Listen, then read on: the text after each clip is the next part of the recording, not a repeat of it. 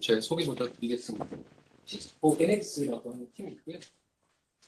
앞서 이제 저희 라우터 스위치 제품에 전체적으로 드렸잖아요. 저희가 가지고 있는 게 저희가 담당하는 게 라우터, 스위치, 무선 이렇게 세 가지 프로덕트를 가지고 있는 팀이라고 보시면 될것 같아요. 앞서 뭐 중간에 NXOS라고 하는 거 잠깐 들었었는데 중간에 끼어서 설명 좀 드리려다가 그거는 이제 저희가 말하는 NX 제품군들은 넥서스 제품이라고 하는 스위치가 따로 있거든요. 그는 이제 데이터 센터용으로 보시면 돼요. 그러니까 엔터프라이즈 솔루션 자체는 저희가 사용자만 전용으로 만들어지는 게 이제 저희가 흔히 말하는 카탈리스트 시리즈 제품군들이 이제 무선이나 유선 하는 부분이 저희 파트에서 하는 거고, NXOS라고 하는 지금 CN에 설치되어 있는 장비들은 데이터 센터용 만들어진 제품군을 보시면 되겠습니다. 데이터 센터 제품군들은 뭐 나중에 뭐 기회가 있으면 다시 한번 교육을 하실 것 같고요. 제가 오늘 말씀드릴 내용 자체는 이제 무선 메인입니다.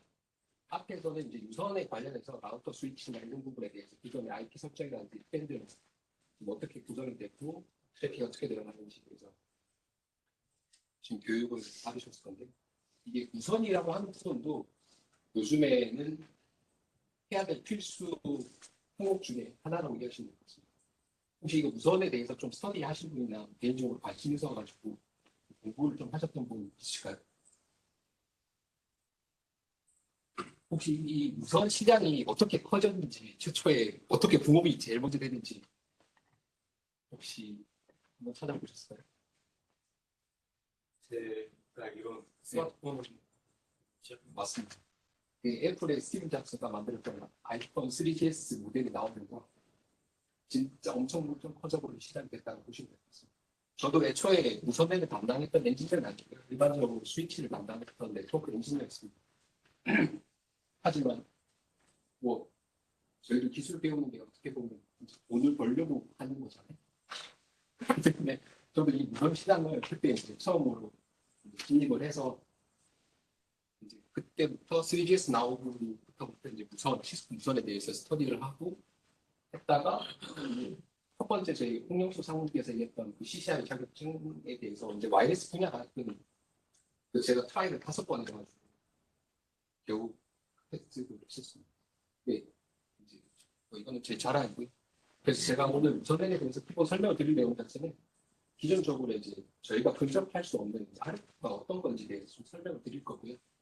그리고 왜 무선랜을 이렇게 많이 배우게 되는지에 대해서 기본적으로 설명을 드리도록 하겠습니다.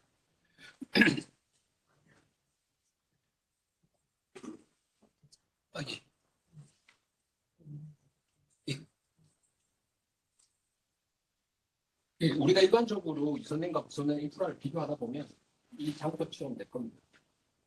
기존적으로 이제 오른쪽 부분이 유선 네트워크라고 하는 부분의 이 부분은 좀 구성인데요.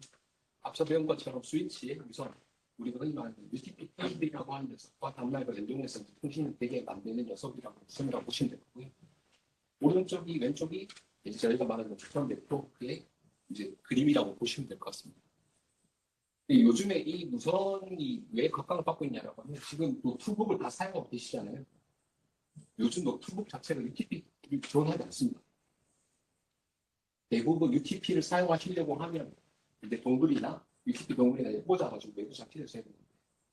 이제 그런 부분 때문에 회사 입장에서 봤었을 때는 거의 무선을 많이 사용하시려고 하시죠. 왜냐하면 이 동글이라고 하는 것도 이제 회사에서 봤을 때는 투자 비용입니다.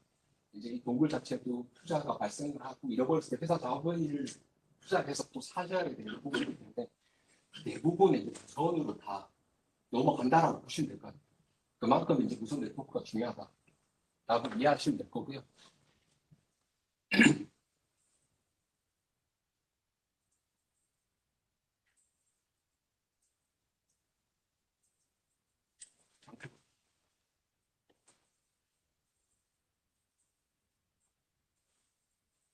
앞서 설명드렸던 것처럼 일반 이제 저희 유선이라고 하는 네트워크 구성은 이제 저는 이제 일단 레가시 네트워크라고 말씀드릴게요. 유선 네트워크 자체를 보시는 것처럼 스위치하고 이제 단말이 이렇게 연결된 구조다라고 하면 이제 저 유선 구성 자체는 이제 스위치와 단말 쪽에서 이제 AP라고 하는 액세스 포인트라고 하는 중간에 있는 이제 저희가 흔히 말하는 공유리 같은 IP 타입 공유리 같은 이제 AP가 들어간다고 보시면 될 것 같습니다. 그래서 저기서 이제 전기 표시가 되어 있는 것 자체도 저희가 AP 모든 디바이스 네트워크 장비들은 전자장비들 같은 경우는 전기가 필요하잖아요. 이제 저런 부분을 저희가 스위치를 통해 가지고 AP에서 전달을 받아서 교정 통신을 가능하게 한다고 보시면 될 것 같습니다. 뭐 제가 말씀드릴 때 궁금한 거 있으면 언제든지 질문해 주셔도 됩니다. 이거 딱딱하게 진행하는 것으로 의사소통하고 하는 게 좋기 때문에 그렇기 때문에 이제 저 부분에 대해서도 AP가 요즘처럼 뭐 많이 알고 계신 와이파이 뭐 지금 5나 6나 7 이렇게 넘어가는 단계에서 봤을 때 RF가 이제 속도가 높아지면 이제 전력 소비량도 많아집니다. 그래서 저 전력을 공급받는 스위치 자체도 예전에는 15.4W, 30W, 60W 이런 식으로 증가되는 추세입니다. 그래서 뭐 최신 뭐 AP 같은 경우에는 7 AP 같은 경우 60W까지 이제 되기 때문에 스위치를 저희가 선택을 할 때도 와이파이 7이나 최신으로 한다고 했었을 때도 저 POE가 얼마만큼 준비되는지 그런 부분도 이제 체크가 필요하다고 보시면 될 것 같아요. 예, 그런 부분을 어느 정도 이해하시면 이제 이 무선 네트워크는 이렇게 구성이 가능하다라고 보시면 될 거고요. 일반적인 저희가 유무선 환경에서 일반적인 엔터프라이즈 환경에서 저희가 네트워크를 구성한다라고 하면 보시는 화면처럼 이렇게 구성을 합니다. 일단 유선도 사용하시는 데스크탑을 사용하시는 고객분들도 있기 때문에 사용자분도 있기 때문에 유선을 없애지는 못하고 유선 네트워크가 이렇게 혼합해서 사용하는 네트워크 구성을 합니다. 근데 이 무선이라고 하는 네트워크가 애초에 저희가 아이폰이나 이렇게 나왔었을 때 TV에서도 초창기에 많이 얘기했습니다. 무선에서 하이제킹에서 데이터를 빼낸다라고 하는 보안 이슈 때문에 애초에 그래서 뭐 WIPS라고 하는 무선 탐지 기능으로 해서 나왔던 제품들이 이제 한국 시장만 좀 비대칭적으로 만들어진 시장이긴 한데 이제 그런 부분 때문에 이 네트워크 구성을 이렇게 엮어서 마치 하이브리드 형식으로 쓰는 게 아니라 무선만 별도로 하는 부분도 있어요. 구성할 때. 이제 그거는 이제 고객사의 보안 정책에 따라서 네트워크를 어떻게 구성하는지에 대해서 이제 달리고 있고 일반적인 뭐 기업들 한 2, 300명 있는 이제 일반적인 환경 네트워크를 구성한다고 해서 이렇게 하이브리드 형식으로 가고 좀 대규모 좀 보안적으로 어느 정도 생각을 하신다라고 하면 무선 네트워크만 별도로 꾸며서 가져가는 케이스 있다라고 보시면 될 것 같습니다.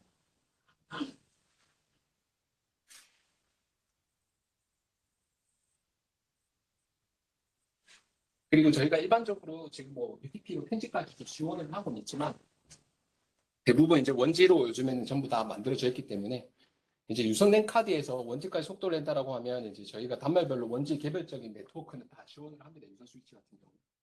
무선 같은 경우에는 RF 특성상 이게 단말들이 많이 연결이 되면 이제 속도 저하가 발생을 하게 됐어요. 이게 왜 그러냐라고 하면 RF라고 하는 게 제가 지금 말씀을 하고 있는 것도 말을 하고 있는 것도 어떻게 보면 우리가 말하는 이제 소리에 제가 데이터 한글이랑 데이터를 실어서 보내기 때문에 알아들으시는 거예요. 이제 이렇기 때문에 여러 사람이 말을 하기 시작하면 맞는 이제 듣는 입장에서 봤을 때는 이제 그게 분간하기 힘드시잖아요. 그런 형식이라고 이해하시면 될 것 같아요. 이게 반말이 많이 연결될수록 속도 저하가 발생할 수 있다. 이제 그 부분이 이제 저희가 유선이랑 무선이랑 차이가 있는데 그걸 해결하기 위해서 이제 저희가 와이파이에 대한 5라든지 6라든지 7이라든지 이런 형식으로 속도를 점점 높여가고 있다고 보시면 될 것 같습니다. 그래서 이제 대역폭을 늘어가는 기술들도 있다라고 보시면 될 것 같고요. 보시는 것처럼 뭐 이것도 뭐 계속 구성적인 논리적인 연결 구조인데 보신 것처럼 AP가 되면 여러 가지 단말이 연결되면 AP 한 개는 이제 단말들이 통신할 수 있다라고 보시면 됩니다. 이런 것도 구체적으로 실무 환경에서 말씀드리면 저희가 AP를 디자인할 때 기준점이라는 게 있습니다. 이건 진짜 현실적인 얘기인데 AP가 되도록 저희가 연결할 수 있는 단말 수를 15대, 12대 이런 식으로 해서 제약 삼습니다. 이번에 앞에 보이는 네트워크 구성에서 노이즈 구성에 봤을 때 AP가 연결되는 POE 스위치나 그 윗단으로 올라갈 때 그 업링크에 대한 퍼포먼스도 저희가 어느 정도 고려를 해야 되기 때문에 여러 단말이 이제 연결해서 사용한다고 했었을 때도 15대 정도가 이제 저희가 업링크를 펜치 스위치 윗단에 디스 스위치까지 올라가는데 펜치까지 쓴다라고 하면 15대 뭐 이 정도까지 수준으로 해서 디자인이 돼서 연결이 된다라고 보시면 될 것 같습니다.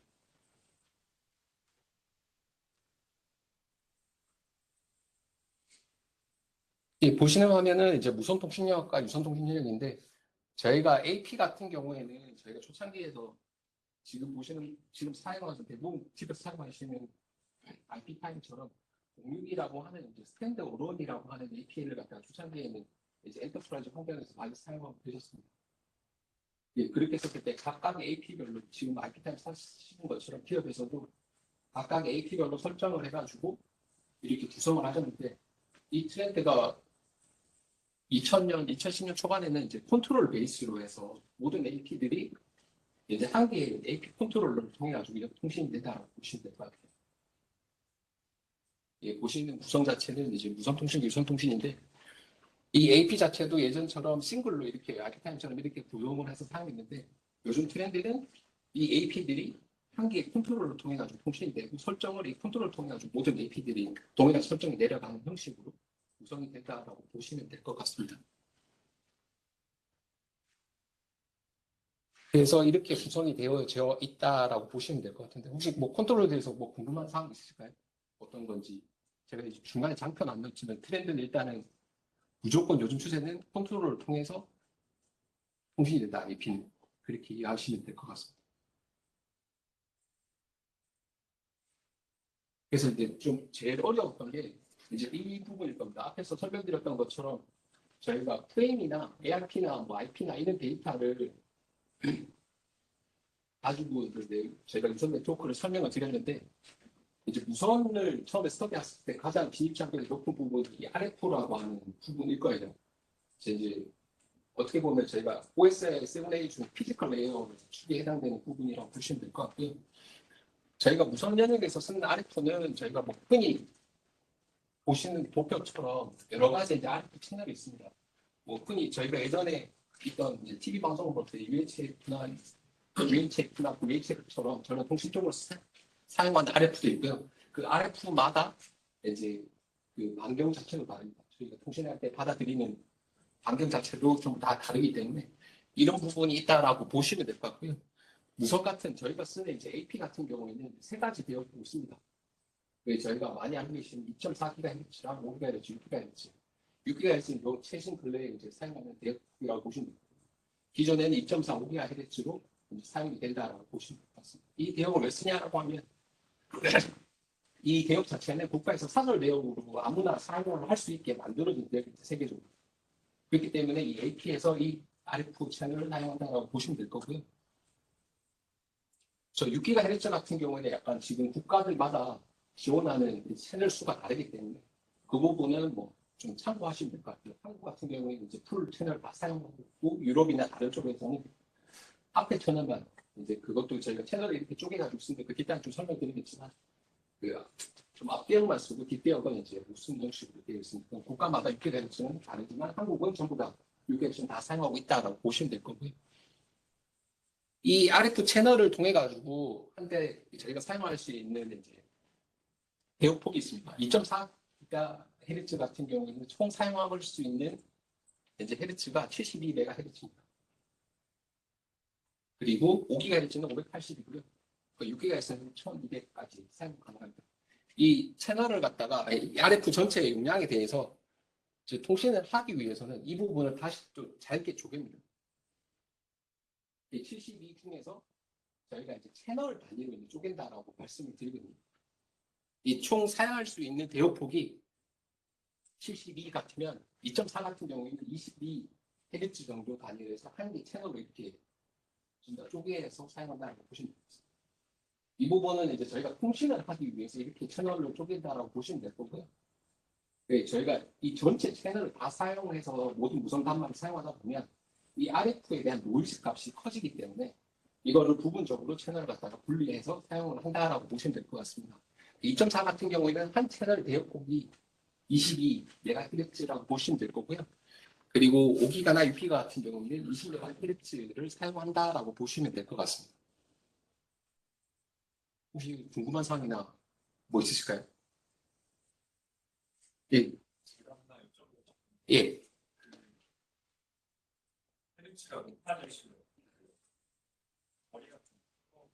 예, 맞습니다.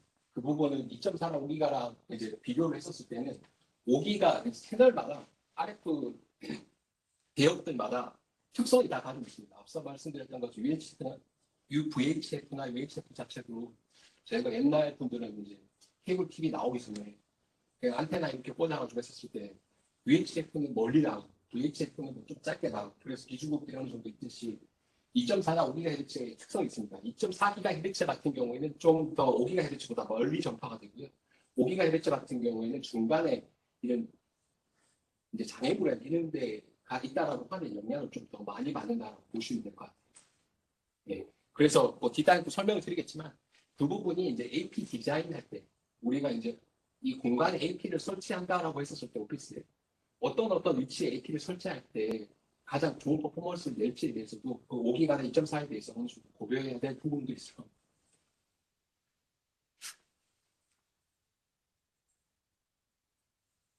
그래서 2.4GHz 기준점으로 봤었을 때 제가 아까 22MHz로 해서 채널을 쪼갠다라고 했었잖아요. 근데 아까 토탈로 해서 72MHz를 사용한다고 했었을 때 이 초창기 모델 자체는 이제 와이파이가 이렇게 단말들이 많아질 줄도 모르고 제가 봤을 때는 이제 그렇기 때문에 단말수가 많아질수록 아까 제가 말씀드린 사용률이 이제 퍼포먼스가 낮아진다라고 말씀을 드렸었잖아요. 그렇기 때문에 저 72MHz를 갖다가 20 쪼개다 보니까 보시는 화면처럼 이제 중첩되는 케이스가 많이 있습니다. 중첩이 된다라고 하는 거는 이제 간섭이 생긴다라고 얘기를 하거든요. 저희가 이제 무선에서는 그걸 이제 인터피어런스라고 하는데 그런 간섭이 생긴다라고 했을 때는 이제 옆에서 만일에 제가 1채널을 쓰고 있고 다른 쪽에서 2채널을 쓰고 있다라고 하면 중첩되는 채널이 17MHz가 있기 때문에 그 중첩되는 채널 때문에 제가 이제 퍼포먼스가 늦어지거나 제 목소리가 안 들리는 이런 현상이 있어서 저희가 이제 이 디자인을 할 때 애초 2.4 같은 경우에는 보시는 화면처럼 비중첩되게 채널을 사용한다라고 보시면 됩니다. 이 비중첩 채널이라고 해서 1, 6, 11 1인 형식으로 2.4GHz는 채널 디자인이 된다라고 보시면 될 것 같아요. 이 채널에 대한 이해들은 좀 어느 정도 이해되시죠? 한 번 더 요약하면 2.4GHz 같은 경우에는 뭐 지금 세븐 때 다시 또 이것도 사용할 건데 2.4GHz 같은 경우 총 토탈 72MHz를 사용하고 거기에 채널을 갖다가 11개를 쪼개고 근데 11개를 쪼갰을 때 중첩 채널이 많기 때문에 비중첩 채널이 1, 6, 9 이렇게 사용한다라고 보시면 될 것 같아요. 이제 그렇게 보면 이제 2.4GHz RF에 대한 특성은 어느 정도 이해가 되셨고 아까 질문사항처럼 2.4GHz는 기존의 5기가보다 좀 더 전파 속도가 사정거리가 또 길다라고 이해하시면 될 거고요. 그리고 이 부분에 2.4GHz를 대부분 많이 사용하는 이제 단말들이 PDA 같은 단말입니다. 지금도 2.4GHz를 지원하는 PDA를 사용하는 고객도 많으실 거고요. 이게 들어가는 용도 자체가 이제 저희가 창고 같은데, 이제 저희가 바코드 찍고 데이터를 만들 때 보면 그런 부분에 대해서 이제 예전 공장을 갖다 가지고 업그레이드 안 하신 분들 아직도 그 물류 창고 같은 데서 그 PDA 통해서 이렇게 데이터를 만들고 패키지를 만들고 자재 관리를 한다고 보시면 될 것 같습니다. 그리고 좀 이게 2.4기 같은 경우에는 한국에서 익스텐드라고 해서 13채널까지 쓰는 케이스도 있거든요. 이제 그거는 1, 5, 9, 13 이렇게 사용하실 거예요. 근데 약간의 중첩이 있어서 그것도 이제 사용하시기 위해서 좀 그렇게 해도 사용하고 있다라고 보시면 될 것 같습니다. 저 질문인데 아까 2.4는 20MHz 22. 범위 안에 예. 채널을 할당한다 이렇게 이해해요.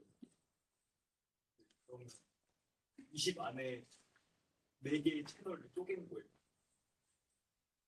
20이란 범위가 72에서 72에서 22MHz 쪼개는데 앞에 도표처럼 72에서 예, 이게 전체적으로 72거든요. 72에서 22로 쪼개는 거라고 보시면 돼요. 그래서 중첩 산업이 무조건 회의겠네요. 4개는 안 돼요. 그렇죠. 그래서 앞서 설명드렸던 것처럼 이렇게 비중적 채널에서 사용되어 대부분 무선에 설정을 한다 2.4를 사용한다라고 보면 이런 형식으로 채널 디자인이 되어 있습니다.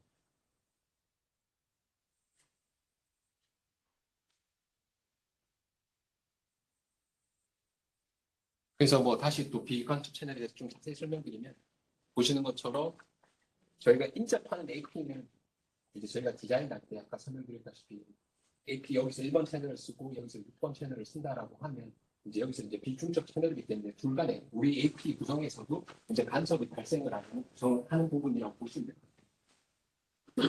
비간섭에 썼을 때는 보시는 것처럼 이렇게 주간 통신에 대한 부분의 역할은 간섭이 없지만 간섭이 된다라고 하면 중간처럼 저렇게 간섭이 생겨서 역할을 줄 수 있다라고 보시면 될 것 같습니다. 예, 대부분 요즘에는 앞서 설명드린 것처럼 PDA 용도로 거의 대부분 사용하시기 때문에 2.4를 거의 업무용으로 사용하고 계시지 않습니다. 이 부분은 이제 참고사항으로 알고 계시면 될 것 같습니다.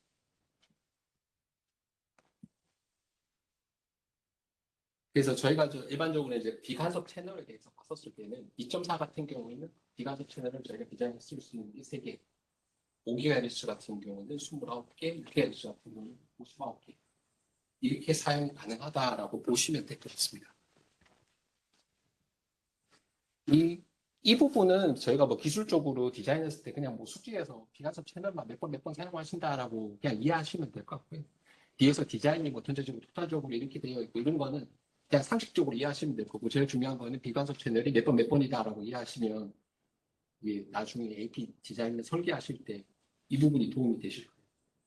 앞에서 뭐 전체적인 토탈이나 이런 부분에 대해서 전반적으로 다 암기하실 필요는 없을 겁니다.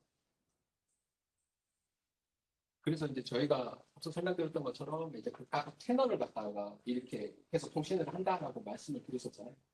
근데 이제 저희가 무선의 수요가 많아지고 이제 퍼포먼스 쪽으로 이제 얘기가 나오는 시기가 있었습니다. 초창기에.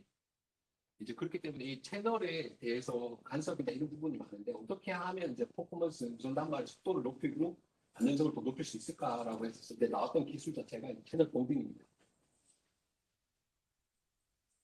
이 채널 본딩이라는 기술 자체는 앞서 1번 채널, 2번 채널 이렇게 나와 있다라고 말씀을 드렸었잖아요. 이제 채널 본딩 같은 경우에는 5GHz에 이제 적합되어 있다라고 보시면 될 거고요. 5GHz 자체도 이제 채널을 갖다가 이렇게 쪼개져 있는데 그 양옆에 있는 채널을 합친다, 합쳐서 사용한다라고 보시면 될 것 같습니다. 쉽게 설명드리면 저희가 고속도로 2차선을 4차선으로 늘린다라고 이해하시면 될 것 같아요. 그래서 그 기계를 합쳐가지고 본딩이라고 하는 기술을 통해 가지고 통신이 된다라고 보시면 될 거고요. 그렇기 때문에 이 통신 경로가 자체가 넓어졌기 때문에 그만큼 이제 퍼포먼스도 커졌다라고 보시면 될 것 같아요. 그 기술로 해서 이제 채널 본딩이 초창기에는 이제 40MHz, 80MHz, 160MHz, 지금 320MHz, 6GHz 같은 경우에는 그 정도까지도 채널 본딩을 사용한다고 보시면 될 것 같습니다. 근데 뭐 채널 본딩도 앞서 설명드렸던 것처럼 저희가 인접하는 AP도 본딩을 한다라고 하면 너무 큰 사이즈 본딩을 하다 보면 다른 쪽에서도 AP 역할을 줄 수 있기 때문에 이 부분도 본딩을 할 때도 이제 저희가 AP 설계를 할 때 어느 정도 이제 본딩을 해서 사용할지 대해서 이제 고려사항 중에 한 가지라고 보시면 됩니다. 어떻게 본딩을 한다고 했었을 때 뭐 이렇게 하면 좋다라고 생각할 수도 있겠지만 이거는 이제 현재 이제 만일에 우리가 무선 네트워크를 꾸민다고 했을 때 하는 채널이나 채널 본딩 같은 경우에는 그 현장 상태에 맞게 어느 정도 디자인을 해야 된다라고 이해하시면 될 것 같아요. 질문사항 있으실까요? 예.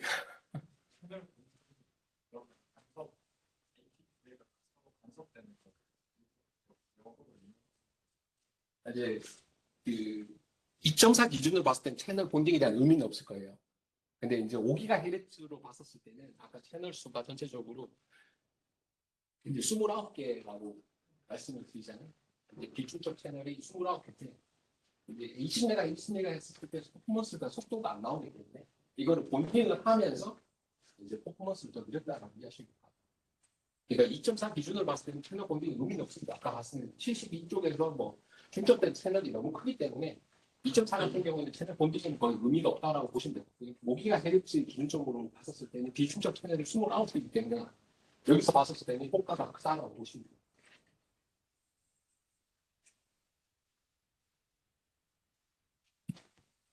그렇기 때문에 채널 본딩은 거의 5GHz, 6GHz 기준점으로 이해하시면 될 것 같습니다. 그리고 1.4GHz에서는 채널 본딩은 거의 무의미하다라고 이해하시면 될 것 같습니다. 그래서 채널 본딩을 통해서 저희가 얻는 이득 자체는 이 기술을 통해 가지고 얻는 자체는 이제 무선 단말의 퍼포먼스가 늘어날 수 있다라고 이해하시면 될 것 같습니다. 뭐 계속 반복적인 얘기인데요. 이 부분 통해 가지고 채널 본딩을 한다라고 하면 뭐 40MHz였을 때 저희가 쓸 수 있는 데이트 아까 2.4는 제가 의미가 없다라고 말씀드렸던 것처럼 이게 거의 뭐 의미 없는 수준. 5GHz 같은 경우는 채널 40MHz 때는 12개 그리고 6GHz 같은 경우는 29개 비간섭 같은 경우 뭐 80MHz 때는 6개 이런 식으로 쪼개진다라고 보시면 될 것 같아요. 이제 이런 데이터를 가지고 제가 뭐 끝나서 공유 드리겠지만 이런 데이터를 가지고 전설할 때 사용을 하시면 된다. 네. 아래부적으로는 이렇게 이해하시면 될 것 같습니다. 근데 저희가 5GHz 같은 경우에는 중간에 이제 DFS라고 하는 이제 대역이 있습니다. 다이나믹 프리퀀시 섹션이라고 하는 이 중간에 명칭이 되는 채널이 한 개 붙어 있는데 이 채널 자체가 이제 일반적인 공용으로 이 RF가 쓰고 있다 보니까 저희가 비행기나 이제 항만에 있는 배들 같은 경우 저 DFS 레이더 채널을 통해 가지고 통신을 하거든요. 그래서 저 중간에 있는 저 DFS 채널이라고 하는 부분은 이제 되도록 사용을 하지 않습니다. 예, 뭐저 아까 나와서 뭐 토탈적으로 몇 개라고 이제 본딩에서 사용한다라고 했는데 그 부분에서 좀 더 줄어들 거예요. 저 DFS 채널을 뺀다라고 했었을 때. 이 부분은 이제 대부분 이 채널을 안 쓰게 됩니다. 우리가 이제 쓴다 했었을 때. 이 부분은 참고해서 이해하시면 될 것 같습니다. 중간에 유닛2라고 하는 밴드 쪽에서 DFS 채널이라고 해서 찾아보시면 있는데 그 부분은 이제 사용을 안 하시는 게 맞아요. 이게 다른 쪽에 국가망에서 사용하는 배들이나 비행기 쪽에서 사용하는 이제 채널이기 때문에 되도록 사용하지 않는 게 맞다. 근데 간혹 가다가 이걸 또 사용하시는 고객분들도 계십니다. 중간에 뭐 도심 중앙에 이렇게 뭐 빌딩을 사자면 RF를 뭐 옆 빌딩에서 AP를 설치하고 앞 빌딩, 옆 빌딩 뭐 전부 다 사용하다 보니까 중간에 이제 간섭이 많이 발생을 해서 어쩔 수 없이 또 사용하시는 고객분들이 있는데 이 부분은 좀 심사숙고하셔가지고 설정을 하셔야 될 부분이 있습니다. 이런 부분도 이제 참고사항으로 무선 디자인할 때 이제 DFS 채널이라는 게 있고 이 부분은 좀 사용을 하면 안 된다. 왜냐하면 국가기관 쪽에서 사용할 수 있는 대역이기 때문에 이 부분은 사용을 할 때 항시 고려를 하셔야 된다라고 보시면 될 것 같습니다. 이 DFS 채널 같은 경우에는 아까 뭐 요약해서 설명드리면 채널을 사용한다고 했었을 때는 25개지만 이제 채널 비사용했었을 때는 이제 10개 이렇게 줄어든다라고 보시면 됩니다. 이해되시죠?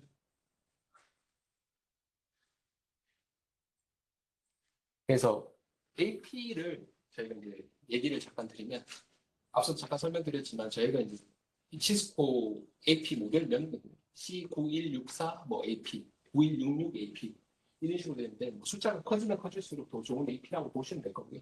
이 AP 자체도 아까 설명드렸던 것처럼 저희가 컨트롤 베이스로 일단 설정되는 AP라고 보시면 될 것 같습니다. 그 컨트롤러 베이스는 저희가 흔히 WAC라고 부르거든요. 와이어리스 랜 컨트롤러라고 하는 명칭을 가지고 있는 장비인 거고요. 시스코뿐만 아니라 다른 벤더 쪽에서도 이 WAC라고 하는 장비를 가지고 똑같이 구성된다고 보시면 될 것 같습니다. 뭐 제가 좀 자료는 없지만 이 컨트롤러라고 하는 녀석하고 AP하고 통신을 할 때 보면 대부분 각 벤더들마다 약간 좀 다른 부분이 있어요. 시스코 같은 경우에는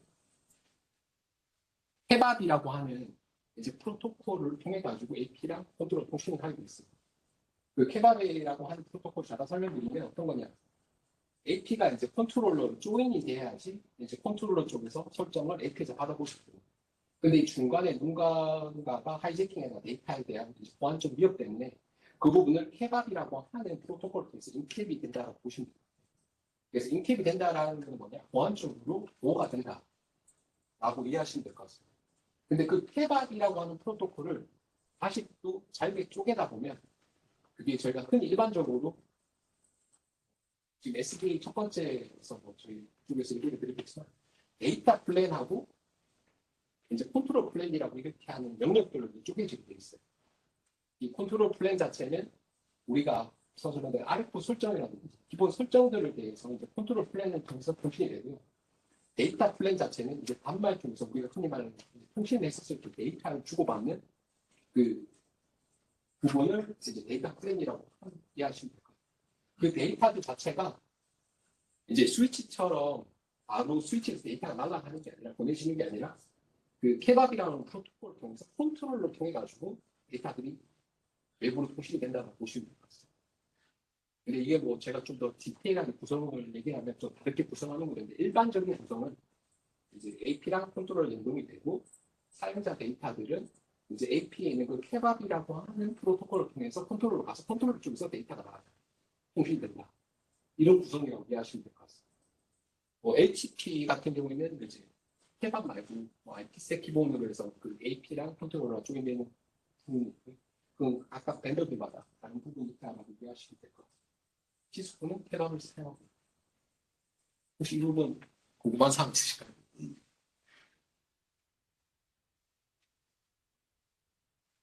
예, 그러면 다시 또 AP 쪽에서 좀 설명을 드리면 저희 9164나 뭐 이런 제품들이 있고요. 보시는 것처럼 약간 뭐 퍼포먼스적으로 차이 있습니다. 이건 뭐 하드웨어적인 로직 때문에 나오는 이제 성능이라고 보시면 될 거고요. AP 성능을 영향을 주는 값들은 크게 이제 5가지라고 보시면 될 것 같습니다. 채널 본딩 같은 소리들 채널 본딩을 얼마만큼 지원하느냐. 그리고 와이파이 세대. 저희가 이제 와이파이를 했었을 때 제가 처음 이제 무서를 배웠었을 때 IEEE 802.12n A, B, G 뭐 이런 형식으로 나왔었는데 그게 와이파이 6라고 하는 이제 와이파이 얼라이언스 부분에서 이제 표준화 형식으로 가가지고 예전처럼 사람들이 지금 와이파이는 이제 대중화가 됐기 때문에 이게 뭐 쉽게 설명드리면 공돌이만 IEEE 뭐 802.1을 숫자들이 이해하기 힘든 경우가 아니라 와이파이 4, 5, 6, 7 이런 형식으로 예전에 802.11n, AC 뭐 이런 형식을 가는 게 아니라 이제 이렇게 우리가 흔히 이해하기 쉽게 그렇게 구성이 돼서 사용한다라고 보시면 될 것 같습니다. 그 세대 차이는 속도 차이라고 보시면 될 것 같습니다. 이제 4보다 5가 낫고 5보다 6가 낫고 6보다 7입니다.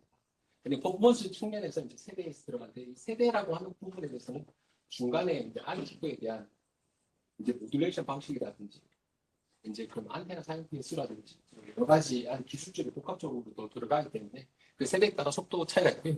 그리고 안테나 숫자도 이제 예전처럼 뭐 안테나가 내부에서 AP 쪽에 설치되어 있는 인베이드된 안테나가 뭐 한 개 있을 때가 아니라 지금 내부에 있는 안테나도 뭐 두세 개씩 이렇게 들어가 있거든요. 뭐 세 개, 크게는 뭐 8바이, 8바이 8까지 8개 안테나까지도 내장되어 있어요. 좀 제가 설명을 드리겠지만. 그렇기 때문에 그렇게 안테나 개수로 해서 성능 차이도 날 수 있다. 그리고 인코딩 모듈 방식에 따라서 차이가 있다고 보시면 될 것 같습니다. 가드, 그리고 마지막으로 가드 인터널 쪽으로 또 AP 성능을 영향을 준다라고 보시면 될 것 같습니다.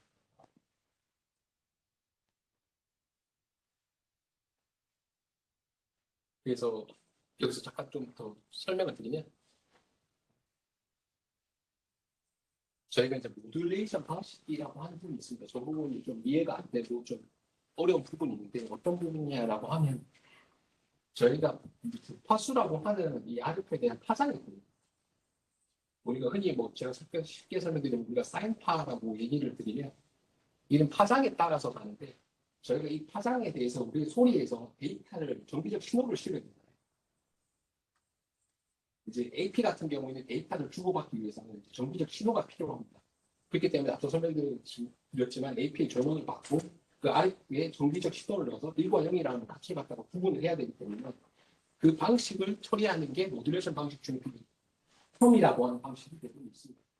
그게 저 주파수에 대한 단말이 연결되는 방식에 따라서 좀 모듈레이션 형식도 좀 여러 가지가 있거든요. 일반적으로 지금은 거의 콤 방식을 다 사용한다라고 보시면 될 것 같습니다. 저 콤 방식에 대해서 좀 히스토리를 더 설명드리면 우리가 지금은 ADS, VDS를 사용하고 있지만 예전 같은 경우는 케이블 모뎀이라고 하는 부분이 있었을 겁니다.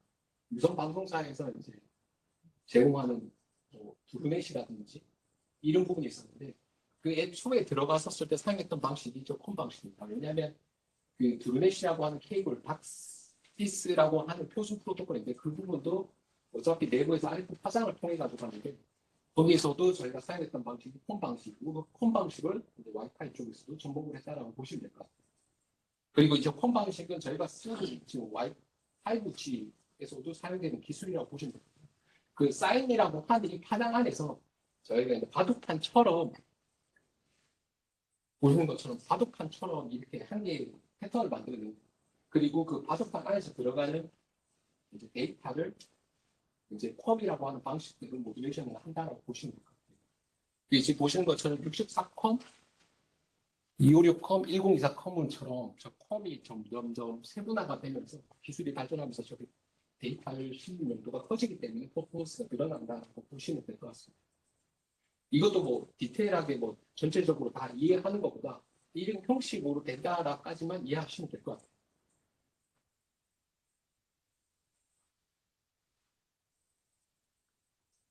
이해되셨을까요? 이게 약간 좀 어려운 부분이 있는데, 이 뭐 지금 모듈레이션 자체가 이제 데이터를 싣는 컴 방식이다.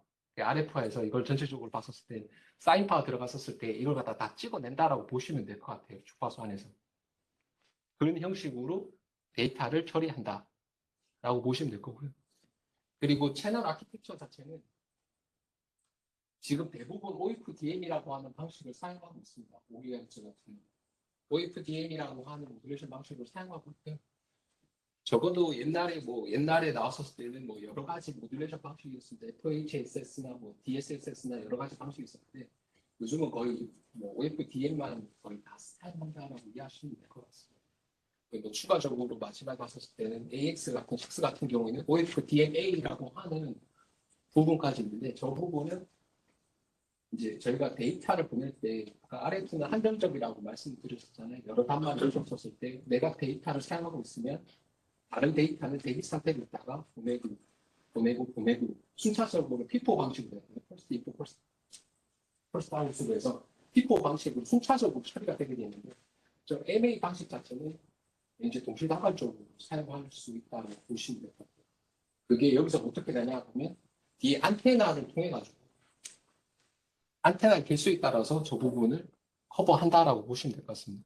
기술이 무선 같은 경우에는 이제 기술이 좀 복합적으로 융합돼서 동작을 하기 때문에 특정 뭐 유선처럼 특정 프로토콜을 사용해서 뭐 VLAN을 사용한다든지 이런 게 아니라 피지컬 레이스 입장에서 봤을 때는 무선 같은 경우는 좀 복합적으로 OFDM이라든지 앞서 설명드렸던 모듈레이션 방식이라든지 이런 게 좀 더 복합적으로 설정이 가능하기 때문에 뭐 이 교육 세션이 끝나더라도 잠깐 뭐 보시고 이해하시는 것도 나쁘지 않을 것 같기는 합니다.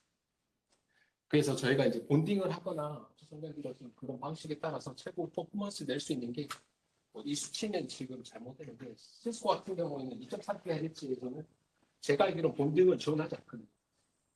예, 본딩을 했었을 때 300MHz, 300Mbps까지 성능이 되고요. 그리고 AC 같은 경우는 866, 그리고 1.2GB까지 순차적으로 최고 성능이 낸다라고 보시면 될 것 같습니다. 2.4GHz 같은 경우에는 AX 같은 경우에는 286 메가비트까지도 성능이 지원된다라고 보시면 될 것 같은데 저건 최고 성능이기 때문에 실제로 테스트하면 저 정도 성능은 안 나올 겁니다. 저게 진짜 논리적으로 학문적으로 파악을 했었을 때 저 정도 퍼포먼스가 나오는 거지 저게 저희가 실제적으로 테스트했었을 때 그렇게 나오지는 않는다라고 이해하시면 됩니다. 대부분 한 20-30% 정도 퍼포먼스는 떨어진다라고 보시면 될 것 같고요. 혹시 이 부분에 질문사항 있을까요? 없으면 넘어가도록 하겠습니다. 채널 본딩을 했었을 때 보시는 화면처럼 이런 퍼포먼스가 기준처럼 된다. 라고 보시면 될 것 같아요.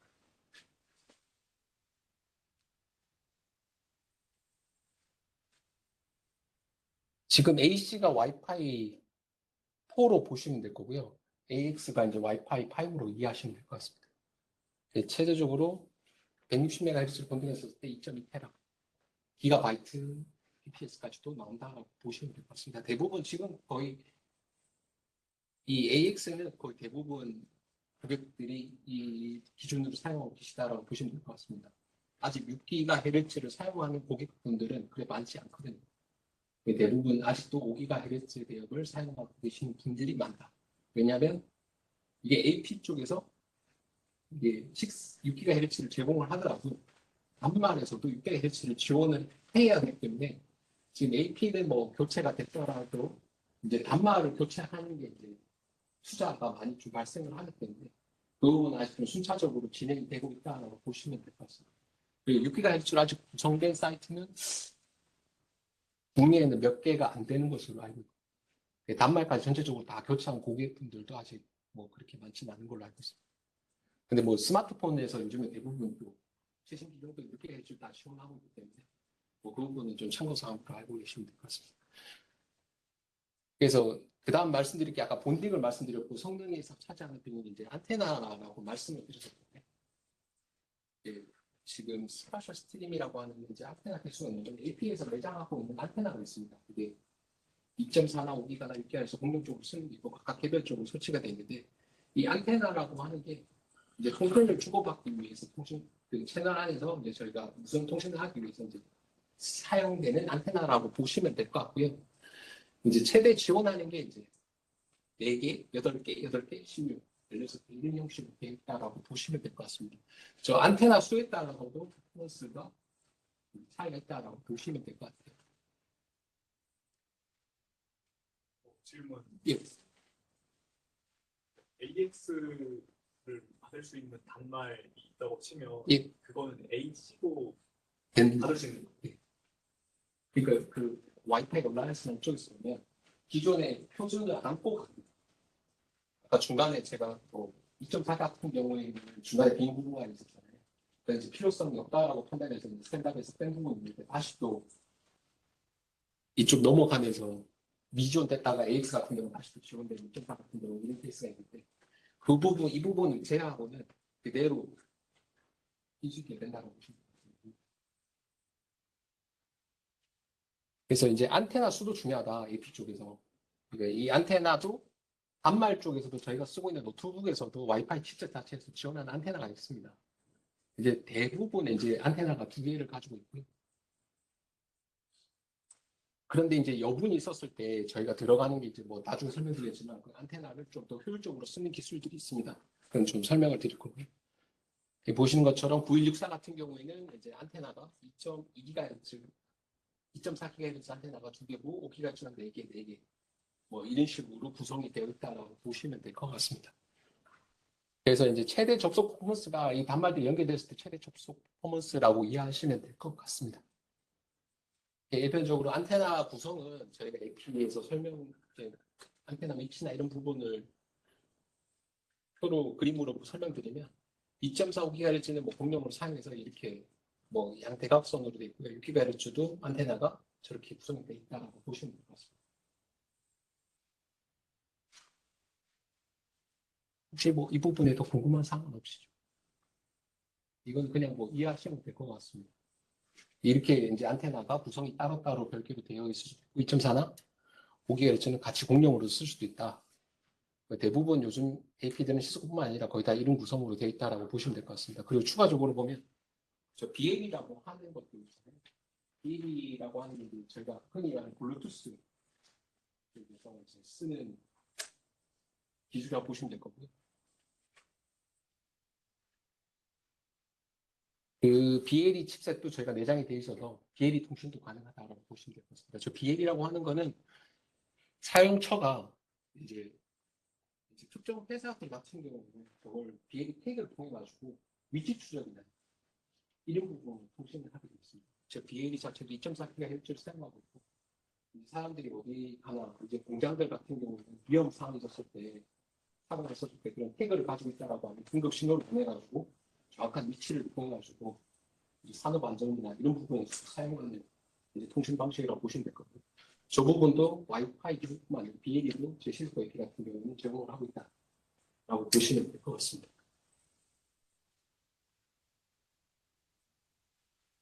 앞서 설명드렸던 것처럼 대부분 단말들에서는 맥북이나 이런 부분에서 안테나가 2개를 가지고 있다고 보시면 될 것 같습니다. 근데 앞서 저희가 AP 같은 경우는 안테나가 8개나 6개 이렇게 있었잖아요. 그럼 이거 뭐 필요가 없는 거 아니냐. 어차피 안테나는 포인트 통신이에요. 안테나가 한 개 통신할 때는 단쪽에서 한 개 통신하고 있는 거고. 근데 이쪽에서 8개가 있는데 이쪽에서는 뭐 안테나가 2개씩 있으니까 아까 말씀드렸던 타임레이스로 통신이 된다라고 했었을 때는 어차피 또 비다이도 되고 이쪽 안테나는 6개는 쓸모가 없잖아요. 이제 그런 기술 자체가 저희가 멀티 마이모라고 하는 기술이 있습니다. 옛날 같은 경우는 아까 설명드렸던 것처럼 한 놈이 동작을 한다라고 썼을 때 대기 상태로 가버립니다. 이제 내가 다른 단말에서 내가 통신하고 있으면 뒤에 있는 단말이 연결돼서 뭔가 데이터를 보내기 위해서는 잠시 대기를 하고 있다가 통신이 끝나고 나서 내 다음 PC에서 데이터가 나가는데 1인 형식으로 안테나가 좀 쓸데없는 부분이 있었지만 지금 멀티 유저 마이머 같은 경우에는 저 안테나들이 다 개별적으로 동작을 한다고 보시면 돼요. 예전처럼 뭐 단말이 여러 개 붙었었을 때 퍼포먼스가 확 떨어지는 게 아니라 이제 그 퍼포먼스가 어느 정도까지만 떨어지고 어느 정도 안정적이다라고 보시면 될 것 같습니다. 네, 저런 기술 때문에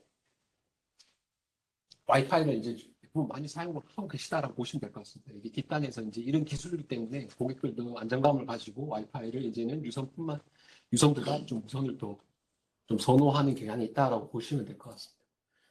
그래서 이제 API 성능을 영향을 주는 값들 자체는 이제 설명드렸던 것처럼 세 가지 가장 중요한 것은 채널 본디 그리고 와이파이 세대 그리고 안테나 숫자 이 세 부분이 가장 중요하다고 보시면 될 거고요. 인코딩 모듈 방식 자체는 펌이나 OFDM 이 부분만 이해하시면 될 것 같습니다. 이걸 좀 디테일하게 하려고 하면 저희 네트워크를 하시는 분들은 좀 힘들 수 있습니다. 왜냐하면 이건 RF 관점에서 나온 기술이기 때문에 이 부분까지 저희가 뭔가 숙제해가지고 고객들한테 설명하기는 좀 어려운 부분도 있거든요. 왜냐하면 RF라고 하는 전문 분야가 따로 있기 때문에 그 부분이 있기 때문에 이 부분은 이런 형식으로 한다더라 하지만 이해하셔도 제가 봤을 때는 충분할 것 같습니다. 근데 제일 중요한 거는 저 위에 세 가지. 저 세 가지 자체는 저희가 무선을 도입을 할 때 아까 AP 설치나 이런 부분을 할 때 가장 중요한 부분이라고 보시면 될 것 같아요. 네. 이제 저희가 무선을 도입받았을 때 우리 회사가 가지고 있는 단말들이 와이파이 6를 지원하는지 5를 지원하는지 이런 부분이 어느 정도 돼야지 저희가 AP를 도입했었을 때 성능이 어디까지 나올 건지 그런 부분도 분석이 가능하기 때문에 그런 부분도 와이파이 세대라든지 본딩이라든지 숫자 이런 부분도 거의 다 어느 정도 이해하시고 이해하시는 게 가장 좋을 것 같습니다. 그리고 무선 신호의 품질에 대해서 저희가 좀 말씀드리는데 예, 무선 단말의 신호 세기를 저희가 RSSI라고 부릅니다. RSSI 값 자체는 이제 뭐 대부분 dB 값으로 표현이 되고요. 그리고 노이즈라고 하는 값이 있습니다. 노이즈라고 하는 값을 주변의 무선 잡음이라고 보시면 될 거고요. 그리고 SNR이라고 하는 값입니다. 이 SNR 자체는 이제 RSS에서 노이즈 값을 뺀 값이라고 보시면 될 것 같습니다. 여기서 제가 이 표를 보시고 퀴즈를 하게 되면 저 SNR 값이 큰 게 좋을까요? 작은 게 좋을까요? 큰 게 좋은 것 같습니다. 예, 맞습니다. 저 SNR 값 자체가 큰 게 좋은 값입니다. 무선 환경이 가장 좋다라고 보시는 게 저 SNR 값 자체는 큰 게 좋다. 왜냐하면 저 RSSI라고 하는 것 자체도 이제 AP에서 보내는 주파수 세기라고 말씀을 드렸잖아요. 이제 세면 셀수록 이제 단말 쪽에서 보내는 데이터를 높은 속도로 전송을 받을 수 있으니까 근데 거기서 이제 노이즈가 꼈었을 때 SNR이 이제 그 신호 세기에 뺀 노이즈 값이 뺀 값이라고 말씀드리니까 노이즈 값이 작으면 저 SNR 값이 커질 거고 그 값 때문에 이제 신호 저 RSS 값에 더 영향을 줄 수 있기 때문에 저 SNR 값은 크다라고 보시면 될 것 같습니다. 저희가 무선을 품질을 RF의 품질을 말할 때는 이 세 가지 값을 통해서 한다고 보시면 될 것 같습니다. 이 부분은 좀 숙지해 주시면 될 것 같고요. 이 거리에 따른 신호 세기 변화는 저희 뭐 이게 쉽게 설명드리면 로고 함수를 타서 간단하고 보시면 될 것 같아요. 저희가 이제 마이너스 20dBm이라고 하는 이제 거기서 이제 신호 세기 값을 넣었을 때 제가 기억하기로는 1000mW 1W가 이제 20dBm이라고 돼 있고 거기서 3dB씩 까질 때마다 이제 로고 함수 따라서 절반씩 이제 주파수 세기가 낮아진다고 보시면 될 것 같습니다. 그러니까 저희가 뭐 1000mA에서 3로그 그 3dB 값 떨어질 때마다 거의 절반씩 주파수 세기가 낮아진다라고 이해하시면 될 것 같습니다. 이 부분도 그냥 이렇게 구성이 된다라고 이해하시면 될 것 같아요.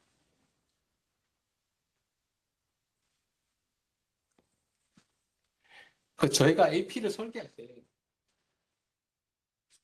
가장 또 중요한 부분이 로밍이라고 하는 부분이고 저희가 일반적인 LTE망을 사용하고 통화를 할 때 기지국이 저희가 이동을 하면서 통화를 하잖아요. 운전 중이나 통화를 할 때 우리는 이제 기지국이 바뀔 건데 우리는 기지국이 바뀐지를 모르지 않습니까? 근데 그걸 자체적으로 이제 로밍이라고 하는 부분인데 그 로밍을 만들기 위해서는 이게 아예 API RF 간섭이 떨어져 있으면 아예 끊어졌다 다시 연결이 되기 때문에 로밍이라고 하는 기술이 적용되지 않습니다. 그래서 AP를 설계할 때 약간의 중첩이 되게 이제 만들거든요. AP 설계가 전 보시는 것처럼 10%에서 15% 정도 이렇게 중첩을 되게 만들어서 단말이 이동을 했을 때라도 통신이 끊어지지 않도록 할 수 있는 게 이제 저렇게 AP를 설계하고 저기서 이제 발생하는 게 로밍이다라고 보시면 될 것 같습니다. 저기서 로밍이라고 하는 기술 쪽에서도 저희가 앞서 설명드린 IEEE라고 하는 802점 이 무선의 규정에서 만든 게 K나 뭐 여러 가지 또 방식이 있고 저 로밍이라고 하는 게 이제 단말 쪽에 있는 정보를 끊지 않고 모든 AP들이 공유를 해서 이제 넘기는 기술이기 때문에 저렇게 중첩을 통해 가지고 이제 진행이 된다라고 보시면 될 것 같습니다.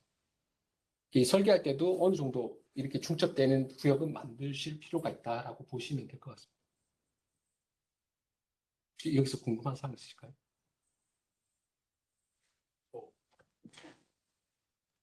AP에서 연장하는 약간 최대 신호가 몇 dBm 정도.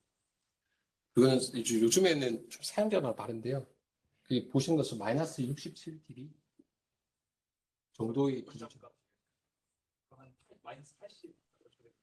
안 되죠, 무게가 안 되죠. 저희 마이너스 67dB까지 한다는 것 자체는 이제 저 이상으로 마이너스 70이나 80이 됐을 때는 통신을 안 하겠다는 기준이거든요. 이제 AP가 방사각을 RSS 값을 마이너스 67dBm이라고 이제 칭하는 거는 이제 방사각을 거기까지만 하고 그 이상으로 넘어갔었을 때는 그 AP에서 단말이 연결 안 되게 하겠다라고 하는 그 기준점이기 때문에 저 기준점으로 이제 AP를 설계한다고 보시면 됩니다. 연결은 하는데 약한 게 아니라 아예 80을 연결을 안 하겠다 이렇게 맞습니다. 특별하게 걸어놓고. 근데 그 부분에 대해서도 생각을 하셔야 될 게 단말 입장에서 봤을 때 어차피 와이파이 자체가 저희가 2.4나 5기가나 다 이행으로 돼 있을 거잖아요. 얘가 이제 멀어지면 아까 처음에 설명드린 2.4기가나 5기가나 좀 다르기 때문에 이 단말 입장에서는 무조건 신호가 들어오면 무조건 연결이 되게 돼 있고 이제 그렇게 돼 있기 때문에 얘가 만약 5기가 기준적으로 이렇게 설계를 했다라고 했을 때 이제 2.4도 이제 그 정도로 이제 설계를 해줘야 되는 부분이 있을 겁니다. 단말 쪽에서는 2.4로부터 5기가부터 붙어버릴 거라서 아까 제가 말씀드렸죠. 그 사이 간격 자체가 중간에 장애물이 있거나 뭐가 있다라고 하면 5기가보다 2.4는 영향을 좀 덜 받거든요. 그래서 통신이 뭐 5기가 끊었을 때에도 이제 그 단말 상태까지도 확인을 해봐야 될 필요성은 있을 겁니다. 예, 예.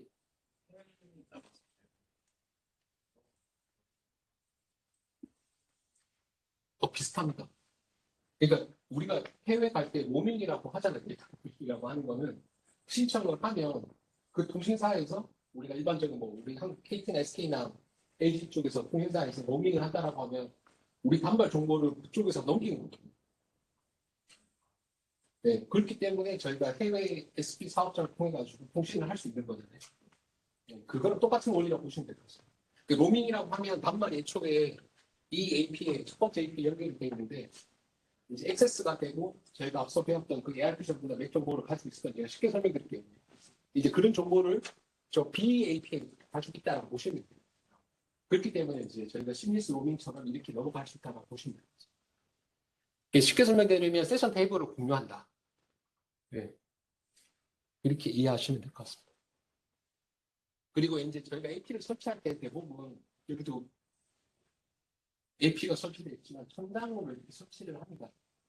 대부분 고객사들이 천장으로 이렇게 설치를 하고 있고요.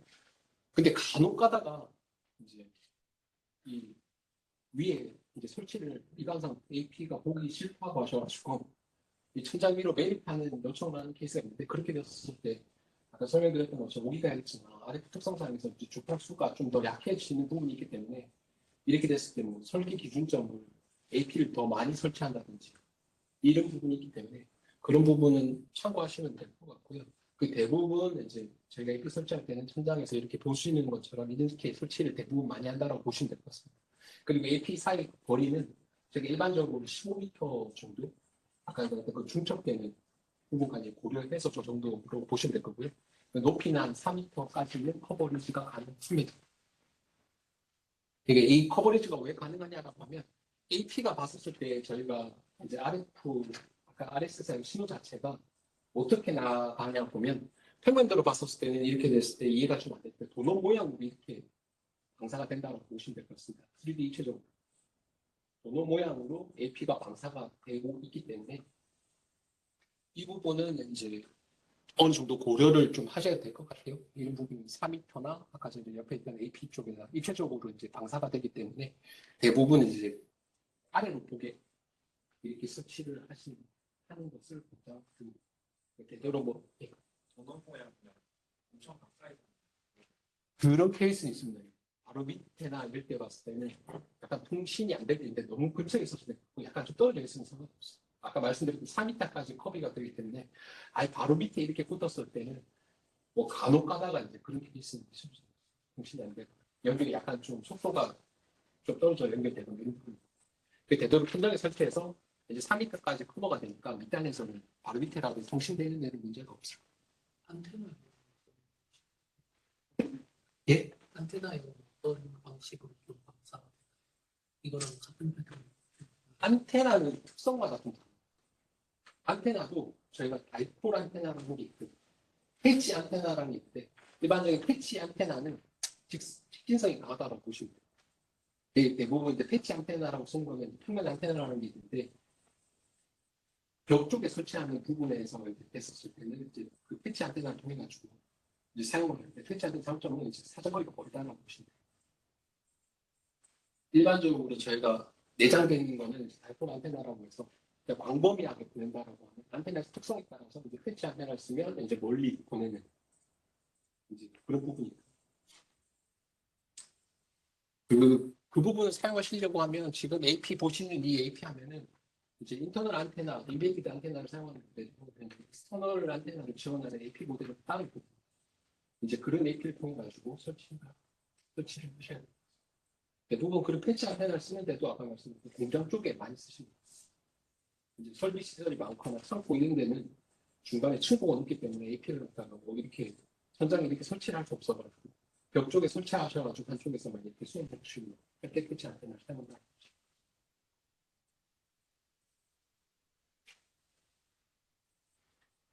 이렇게 보신 것처럼 이제 지향성 안테나는 이제 이런 형식으로 아까 말했던 패치 안테나, 음리 안테나 이렇게 두 가지 차이가 있다고 보시면 됩니다.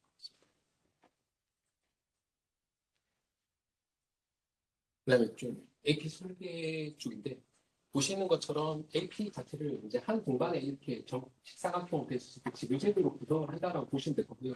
저 색깔별로 쪼갠 거는 앞서 설명드렸던 채널의 비축적 채널을 갖다 한다라고 보시면 될 것입니다.